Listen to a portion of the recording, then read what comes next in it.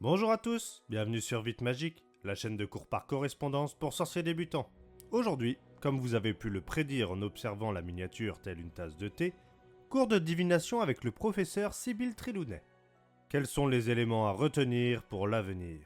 Sortez vos plumes et commençons. Tome 1, chapitre 5, le chemin de traverse. Il est tout d'abord fait mention que des dragons se trouveraient à Gringotts et qu'ils garderaient certains coffres. Harry verra un peu plus tard dans la journée que des flammes jaillissent des profondeurs de la banque. Mais cet élément reviendra aussi lors du 7e tome. Hagrid informe également que son rêve qu'il a depuis tout petit est de posséder un dragon. Un rêve farfelu, mais pas forcément inatteignable.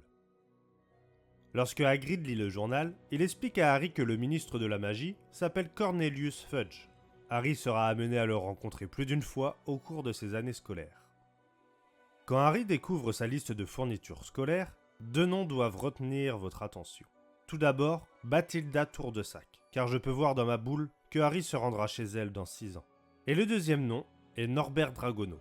Il est le héros des 3 films des Animaux Fantastiques. Il possède même une carte de sorcière et sorcier célèbre, mais je ne vous en dis pas plus. Et voilà, nous avons la réponse de qui est le sorcier au chapeau haute forme qu'avait rencontré Harry dans un supermarché. C'est Dédalus Diggle. Nous en avons parlé dans le cours de divination du chapitre 2. Mais il est également mentionné lors d'un autre chapitre. C'est bien le tout premier. McGonagall, discutant avec Dumbledore, l'informe que des pluies d'étoiles filantes ont été aperçues dans le Kent par des moldus. Et elle soupçonne notre cher Dédalus d'en être la cause.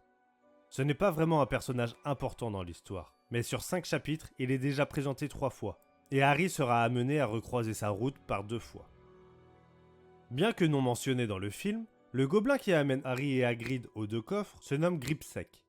Bien qu'ayant changé d'acteur entre 2 films, c'est bien ce même gobelin qui amènera une fois de plus Harry au coffre de Lestrange dans le tome 7.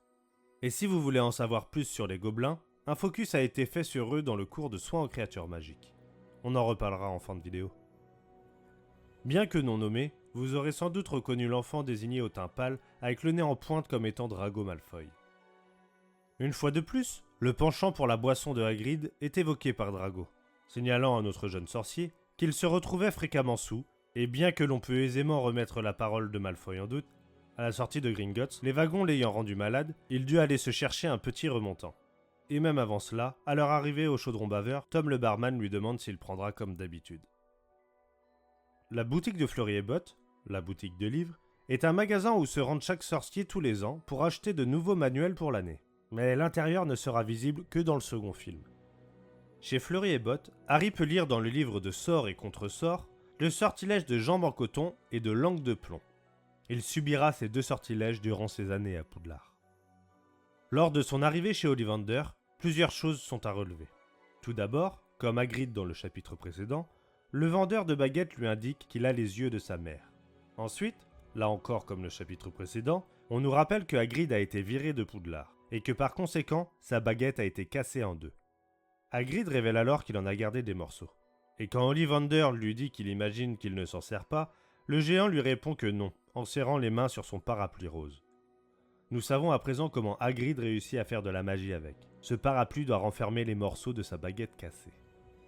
Et pour finir, lorsque la baguette a choisi Harry, le fabricant lui explique que le phénix à qui appartient la plume de sa baguette a donné une autre plume, pour une autre baguette. La baguette appartient à Voldemort. Cette spécificité aura bien un impact dans le futur. Et voilà, le cours est terminé. Comme mentionné un peu plus tôt, un nouveau professeur s'est invité dans ce chapitre. Il ne reviendra que ponctuellement au fil des tomes. Mais si vous ne l'avez pas déjà vu, je vous invite à aller découvrir son cours de soins aux créatures magiques. N'oubliez pas de liker, vous abonner et commenter. Et surtout partager. C'est tout pour moi. Vous pouvez y aller.